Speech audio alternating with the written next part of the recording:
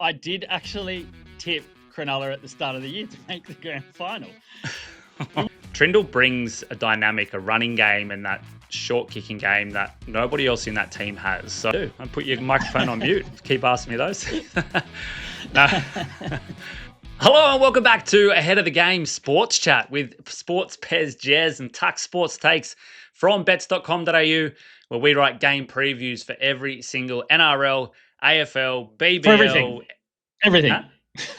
For everything. Just everything. Everything. All the sports. Everything. Completely free.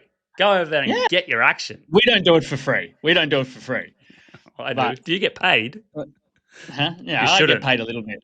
I get paid on the side. You shouldn't get paid thinking about the tips you made last weekend, pal. What do you mean? They were clean as.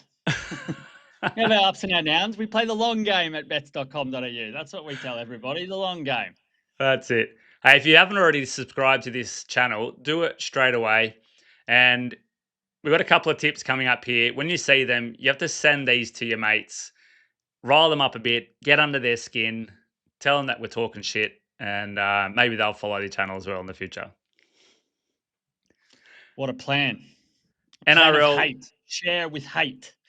Well done. The NRL prelims are on the doorstep, Jez. It is the Melbourne Storm hosting Cronulla, of all teams. Who would have thunk it? Did you believe it? I'm just saying, when we've been talking about all of our shit tips and everything, I did actually tip Cronulla at the start of the year to make the grand final. We wouldn't have thought through the whole year that they were actually going to do it, but the early news at the start of the year was Cronulla was going to be better. They had a good off season, felt like they had their shit together. Didn't feel like that mid-season, but now we're here. Now they're in the prelim. Wouldn't believe it. It is actually unbelievable. And we'll get into that game a little bit more in just a moment. But the Penrith Panthers as well, another prelim for them. And they will be hosted by the Brisbane Broncos up at Suncorp. A very, very interesting matchup, which we will get into. The key stats, trends, and predictions. But first, let's review, recap the semi-finals. Canberra out in straight sets. The first time an AFL minor premier and an NRL minor premier go out in straight sets in finals. Canberra went down to the Sharks. The score was 32-12, Jez. Poor Canberra. Poor milk. Yeah, they got a bit of a hiding. You never Yeah, dirty milk. They got a hiding by the Sharks, really. It was just they weren't clinical, and the Sharks, surprisingly enough, were clinical when they were attacking their line. I think that's where the game was won and lost. You dive into the stats, we put together our little key stat of scoring efficiency. And when it comes to tries against how many tackles or pressure you build inside 20. And the Sharks have been horrible at it all year. They've needed a lot of tries to score. They've had a lot of chances. They have not been, we've all known the sort of the ups and the downs of Nico Hines. But in this one, they got the job done. They were the better team, where on the other side, Canberra Raiders just couldn't do anything. They just had nothing. Ethan Strange out, massive late mail loss for the Canberra Raiders. So I think that just hurt them too much. Fogarty started the game really rough as well. So he was just sort of fighting to get himself in the game a little bit, and it hurt them when they were in attack and close. So that was pretty much where it was won or lost, in my opinion anyway. Raiders 49 tackles in Cronulla's 20. And throughout the season, Jez, they weren't bad at converting their chances. And I almost want to, I don't have the stat in front of me. I'm going to try and bring it up straight away here if I can. Or maybe you can do it while I'm blabbering on. Baffling on. But I want to believe that they were actually pretty good at scoring when they got inside the 20. And we spoke a lot about them not maybe being a team that builds the pressure, or not builds the pressure, but like when they do things that are repeatable, that they can get in there and do the same set play to score tries. A lot of their tries were were things that happened in the game or individual puts of brilliance, something like that. But they still scored week in, week out. They were scoring tries. They were putting points on teams. They were building that pressure. And then it just was different how they converted it compared to everybody else. But in this game, 49 tackles, they scored 2 tries. It's not good enough. Yeah, Canberra were efficient. They were fifth if we do using that stat of tries per tackles inside 20, 8.1 tackles inside 20 per try for the Canberra Raiders, ranked fifth in the league. You compare that with the Cronulla Sharks, where it took them 10.7 tackles, ranked 12th in the league to score. So yeah, that was the difference there. And it was also the Raiders. The Raiders were very good defensively, took opposition 11.3 tackles in average to score a try, which obviously was not the case against Cronulla in this game, because Cronulla didn't have a lot of chances and converted very, very easily, it felt. And Cronulla as well ranked 15th in opposition efficiency. So they let in tries on the goal line. But I don't know if this game, or you could almost say both of these prelim games, the round one, the finals week one loss to the Broncos could have just as easily, almost did twice, go into Canberra's favour. That means they would have missed that weekend against the Sharks, would have been ready to go with a week off this week up against Penrith. But coming off the back of that, really draining effort against the Broncos in here, I think this could just be, hey, it was one bad game and it happened to be in an elimination final. Yeah, well, you hope that for next year, because it felt like they had built something this season. And I think when you look at coming into next season, we're going to hold Canberra at a much higher level than what we did coming in this year. There was some people that even tipped the Raiders to get the wooden spoon this year. So I don't think anyone's going to be there at the start of the 2026 season for the Canberra Raiders. And yeah, I think we discussed it on last week's show about what that loss in the first week of the finals could do to Canberra. And they were flat and they had a bad game, hard to recover. Ethan Strange out. Yeah, I think it was just a one-off, and you just hope that they are able to now build and forget about that coming into next season, and we see them being a contender. The league's better when Canberra are up there as a contender, I reckon. Yeah. So a couple of stats for Cronulla as well. 758 kick meters, which is a very good number for that kicking duo. They still had 10 errors and 8 penalties conceded. So they weren't very disciplined. They also missed 52 tackles. Canberra missed 51. Like an average game, you're not missing that many tackles. It's around the 30s, I think, is an average number for the NRL. Yeah. 51 and 52 tackles missed. Like, that's not a good finals game, if you ask me, from those statistics. But, Cronulla come out of it with the win. And I think Braden Trindle is I don't know, like when he was injured, you felt the difference in Nicho Hynes and you felt the difference in the team.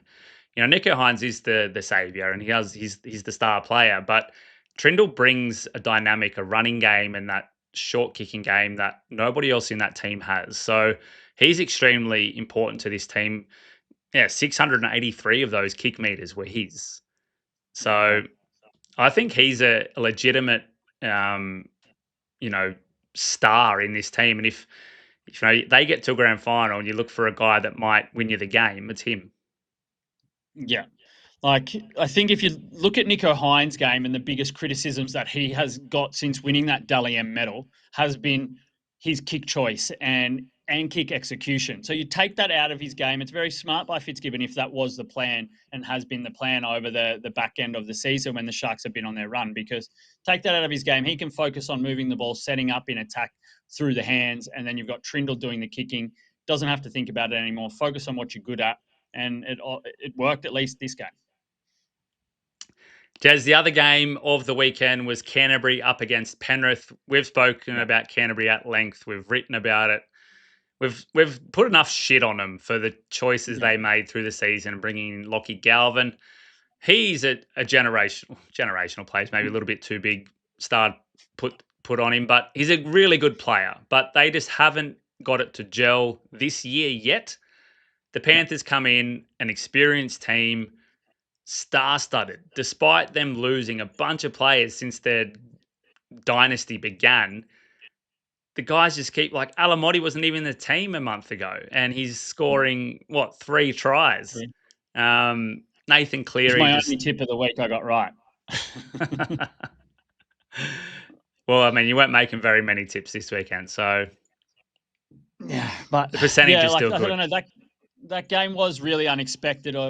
In my opinion, I think a lot of people thought it was going to be a defensive battle with two really good defensive teams going head to head, but it certainly wasn't that. Just Penrith just busted Canterbury open from all over the field. Like it was incredible, and I think even you look at the points that Canterbury scored.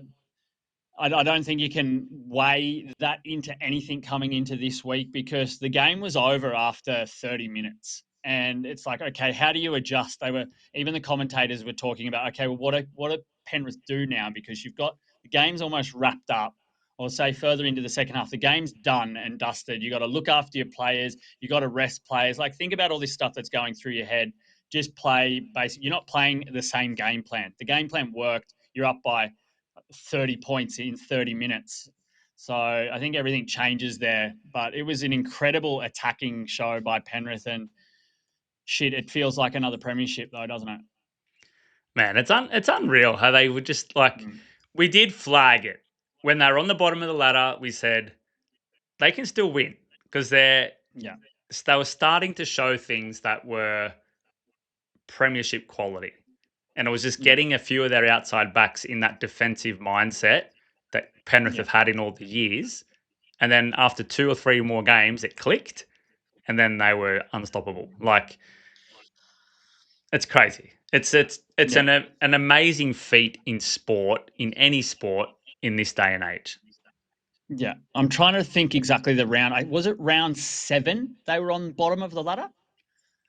I don't know. Just that round is just clicking in my head. It was somewhere there. They were on the bottom of the ladder, round 7, and now they're gonna, like they're favourites to win the premiership. It's a scary thought that they're Yeah, there again. But I think exactly right. You hit the nail absolutely on the head when you said it was just their defensive combinations. That's the players that vacated from Penrith. They just had to get that sorted with proper NRL experience under some of these guys' belts, like Jenkins and even Talangi coming into the team, playing on the edges. And McLean, of course. So it's like just getting these guys set defensively, which was their problem, and then it just like powered. Then they were back in premiership mode and unstoppable. You look at the losses they had late in the season, and they were a couple of 1-point losses there, and then a blowout when they rested their players. Otherwise, they've been literally unstoppable since they got on their run. yeah, yeah. They were 5-1. They won in against Cronulla in Vegas, then came home and lost 5 straight. Yeah, And then they only won then 2 of the next 5, and was a 1 draw in there as well against North Queensland. So the journey they did, and then to your point, 3 golden point games towards the end of the season, 2 losses, 1 win. And then the win where they rested the loss where they rested their players. Like it's an amazing feat, and it's fantastic to be alive watching this Penrith Panthers team be so successful. Some of the points out of that win: 33 of 38 completions. Only had 16 tackles in the Bulldogs, 20, but they did a lot of their attacking from outside. They ran around the Bulldogs. Obviously, To'o's intercept. Just things that were, and that's kind of what you need to do against the Bulldogs, because you can't get into a grinding match with them and expect to come away with 46 points. Like, that's not going to happen. You need to be able to figure out a way to run around them. And you heard, like I said, I listened to the Neds NRL and AFL pods, but they said exactly the same thing. If you can run around the Bulldogs, you're going to score tries. Don't try and hit them up the middle. Don't try and get them into a lock, but run around them, because they got guys out of position. They focused on Toby Sexton and that matchup with Matt Burton in the centres and Rinakama on the wing, and they just made progress. Bulldogs missed 67 tackles. Again, you're not winning. You're not winning a finals game missing that many tackles. No, we don't talk about like that statistic a lot, but in finals, when you're getting up around these 50, 60, like the good teams will put you away. Those missed tackles are coming at opportune times for them to create line breaks, create scoring opportunities. And it's as simple as that. You're gone. All right, let's get into the fun stuff. This weekend's games. Melbourne Storm hosting the Sharkies. Melbourne, they've gone to a prelim. I think it's 10 of the last 11 years, Jez. You talk about Penrith's dynasty, but Melbourne have been the most consistent team in maybe the last 20 years. The amount of preliminary finals or grand finals they've been to. And now they're just one win away. But take on a Sharks team, Jez, that they haven't had a lot of success against. No. What? The Sharks haven't had a lot of success against Melbourne. It's 50-50, right? Yeah, in the last 6 games, it's been 50-50. But the deal breaker here, though, my friend Ryan, is the game is played at AAMI Park. So we know how good Melbourne are. There was also, you've written about another crazy stat about Melbourne at AAMI Park. But against the Sharks, 7 of the last 8 Melbourne have won. So they're putting up absolutely just cracking scores against the Sharks at AAMI Park. And there was one win. I remember the game last year where Melbourne Cronulla met Melbourne in the middle and sort of played right through them in the middle and got a shock win. But otherwise, I think that's the scary thing. Just Melbourne at AAMI Park in the finals. It's a feat too big to overcome for, I think, any team. I don't think anybody beats Melbourne in the finals at AAMI Park. So I have numbers where it actually says AAMI Park. Back to the start of 2021, they've played 54 games, and and this is including finals. 1, 2, 3, 4, 5, 6, 7, 8, 9. They've lost 9 games.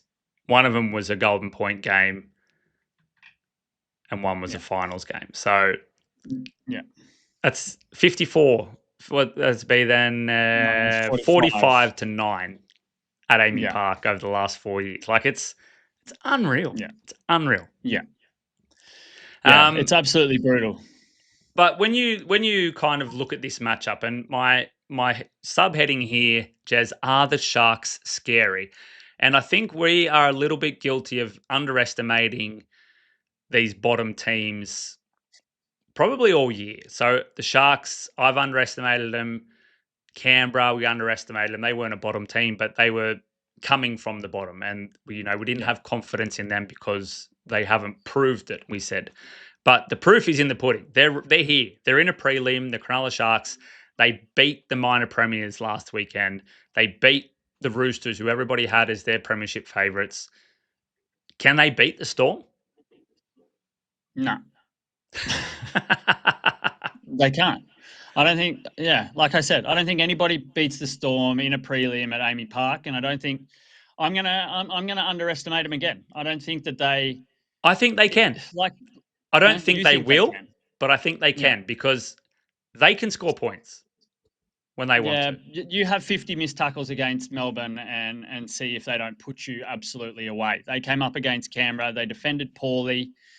Melbourne will clean you out. No Jerome Hughes, or it doesn't matter. It feels like they're very, very settled and comfortable with that. I think the Jerome Hughes factor you can just wipe right out because they've performed extremely well at the back end of the season without him. Melbourne have points, and Melbourne are extremely disciplined defensively, like you need to be in the finals, and that's why they're going to progress. I don't see this. This doesn't necessarily need to be a blowout, but I just don't think that they're going to have what it takes to beat Melbourne in a prelim. So the strike weapons, you think, okay, what's Cronulla need to do? They need to probably win the forward battle. Adam Fanua-Blake, those kind of guys to get the meters, because Melbourne have been good at restricting opposition run meters. And we know that Cronulla need to get into an attacking position to be able to score points. So they need to work up the field. And maybe it is the kicking game of Braden Trindle. We spoke about 658 kick meters last week, I think it was.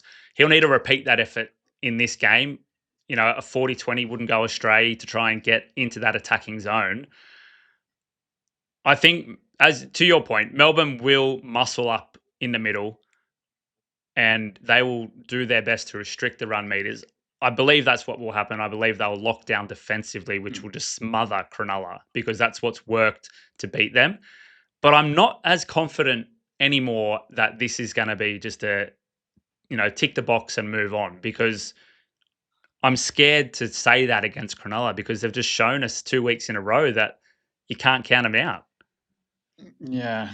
Kale I don't know. I Iro just think, scoring points still. Like what a machine. scoring tries. Yeah. Like they're going to have to, I think if Cronulla are going to be a chance, I think they need to get an early lead. I think they've got to take their early opportunities, because I think if you get Melbourne in a situation where they've got a little bit of a lead that they can protect, I think they're just going to lock you down, lock you out, and play the territory and field position game. I think we saw some really, like, it was against the Canberra defense, which is usually good. You have to rate that because that's why Canberra won the minor premiership. But the Sharks' attack looks slick. So if they've got some more tricks up their sleeve where they can, maybe create a little bit of pressure and convert on these inside 20s, then they're a shot. But I don't know. I'm pretty confident here that Melbourne are going to just be able to control this game and get on top of the Sharks by around halftime and then just put it to bed. What else do we think from Melbourne's perspective if we kind of dig a bit deeper, scratch the surface? We've spoken about they don't get into the 20 of their opposition as much, but we know that they're pretty good at scoring from distance. Cronulla, they're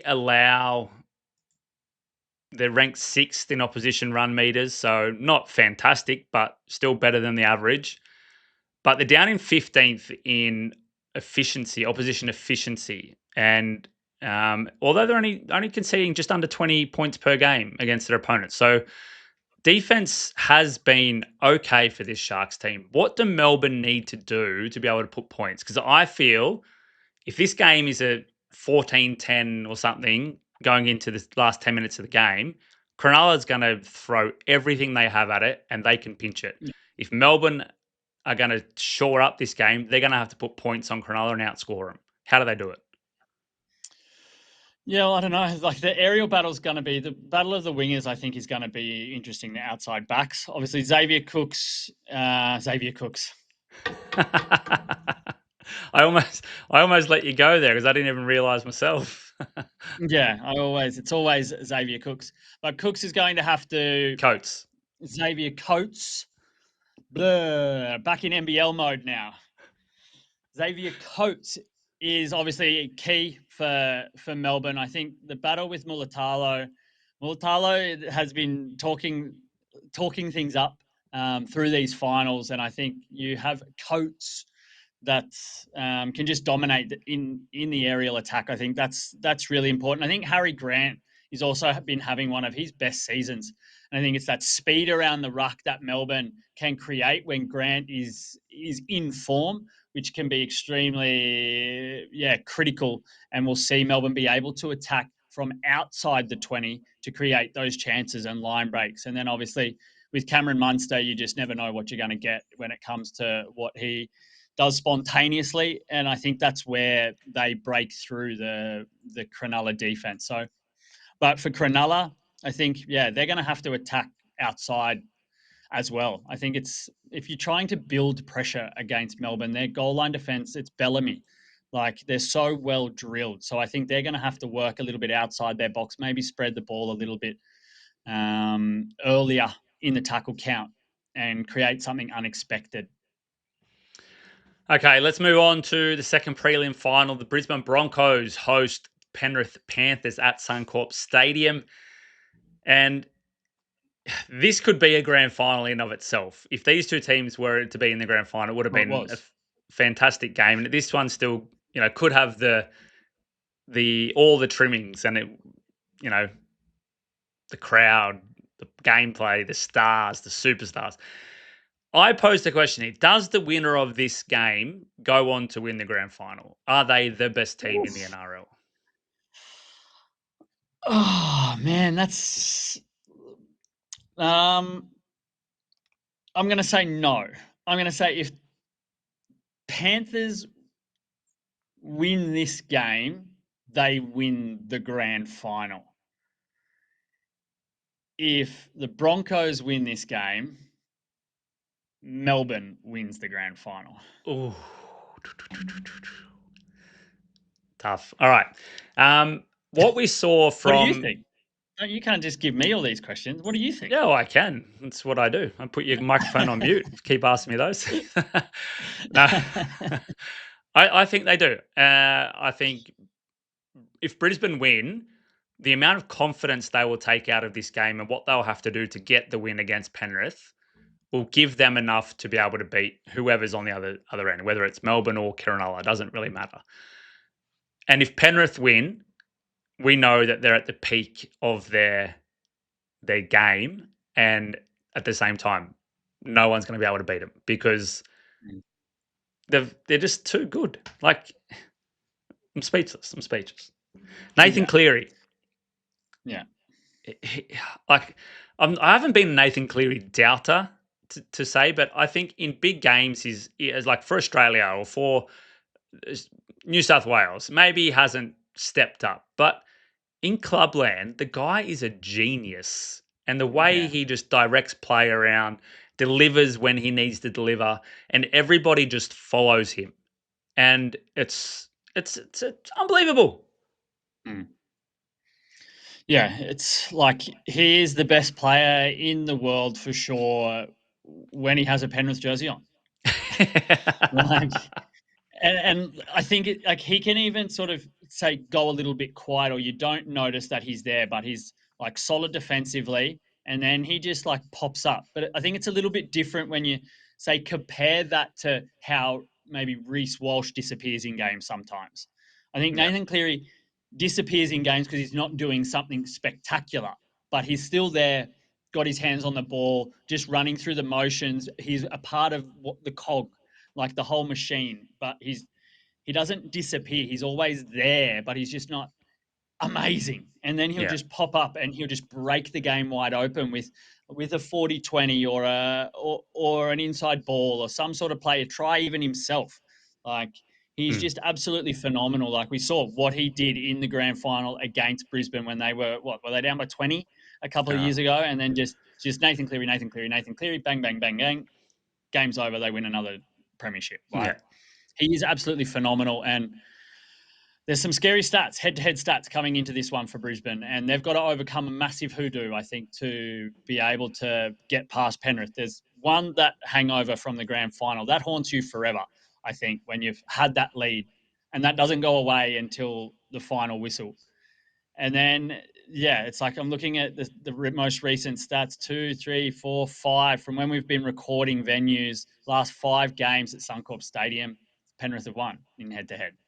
So this year, 32-8, Oh, even close ones, 14-6 last year, 15-4. So even these low-scoring games, they're winning, and they even blew them out at Suncorp. So on the 4th of May, whatever round that was. we touched on... May the 4th be with you. The Cleary 4th. It's 4th of May, right? For all our Star Wars fans. Yeah. We talked about Cleary, but Mitch Kenny's inclusion into the game, into the lineup, made a massive difference as well. You just see the way he delivers the ball out of dummy half, takes those first few steps to get him on the front foot, and then obviously the try assist, the kick in behind. Mm. Didn't make a bunch of tackles, 21, and there was only really Isaiah Yeo that tackled more than 30, had 34 tackles. Otherwise, everyone else was around the 20s. And obviously that's going to happen if you have a lot of possession. But I think, these guys will be feeling pretty good not having to make 40 or 50 tackles in this game, not having been beaten up in the same way as maybe that Cronulla or Brisbane team were the week before in that semi-final. But Mitch Kenny, a massive plus to this team. And Paul Alamotti, you touched on it at the start of the show, Jez, 3 tries. He got picked ahead of Tom Jenkins, who apparently I heard had swept up some club awards at the Penrith end of season awards dinner I think it was last week or something, but can't get a game ahead of Alamotti. And you'd almost be certain now that he keeps his spot with those tries. Yeah. Like it wasn't even just the tries. You watch that game; he broke them open. He was an absolute danger. He had an assignment and he achieved it. He set up, like, if he scored the second try, he set up the first try with a line break. So he was there. He was a big part of their game plan, and he's a good finisher, and he's a hard runner, and he's hard in defense, and he does the work. So I think that's Penrith's thing. It's To'o and Alamotti that can sit and outwork their opponents. Like I don't have the number, but he was over 200 run meters in that game as well. So he had 227 run meters. So him and To'o combined for 260 run meters, 7 line breaks between them. 5 of those were Alamotti's. 5 tries between them, 2 try assists between them. Like it's unreal. It's brutal. It's absolutely brutal. But I'll pose the question to you. What do the Brisbane Broncos have to do to beat the Penrith Panthers? Well, they have to not be, what's the word, predictable. Because the Penrith Panthers will force you into what they want you to do. We want you to run to this direction so we can defend you here. Brisbane need to break the shackles. They can't let Penrith dictate the game, and they need to just throw caution to the wind. Try stuff. And Reece Walsh is the perfect guy to do that. And we saw last game against the Canberra Raiders that when they're down and out and they said, okay, well, we got nothing to lose. Let's try something. They need to have that attitude, I think, from the first whistle of the game, because if they get behind against Penrith, I don't think they're having that same type of comeback, because Penrith are too experienced and they've been through it before. So they can't get in a 2 or 3 try debt to the Panthers. They need to get out there from the first whistle, be unpredictable, test the boundaries of what they can do, even if they fuck it up a little bit at the start. At least put that little sliver of doubt into Penrith's mind that, we have to be careful because we don't know what's coming. And that's what would give Brisbane the opportunity to win the game. I don't think they'll do it, but that's what they'd have to do. Yeah, but I think you are spot on. If you play I like that you haven't talked about any sort of statistics or any real area of the game where they're going to outplay Penrith, because Penrith can defend anything. They're going in. It is exactly that. It's the unpredictability that Brisbane can throw. And like you said, at the start, because you've got to get them, you've got to unsettle Penrith. Yeah. And if you get behind, or even if this game is a bit of a grind, I think you still have your full pot of money on the Penrith Panthers if it's within a try, because they're so clutch. Yeah. But, do you see there being a lot of points in this game, Jez? Or do you think it's going to be a 22-20 type of game? Given we didn't think there are going to be a lot of points in the Penrith and Canterbury game, right, ended up being 42.5, the magic number of 42. So talking over each other. Start again. Is it the 42.5 is 20-22? Is that a lot of points or not a lot of points? It's about the middle. Yeah, in the eye of the beholder. Yeah. I don't see there being a lot of points in this match, because I don't think Penrith.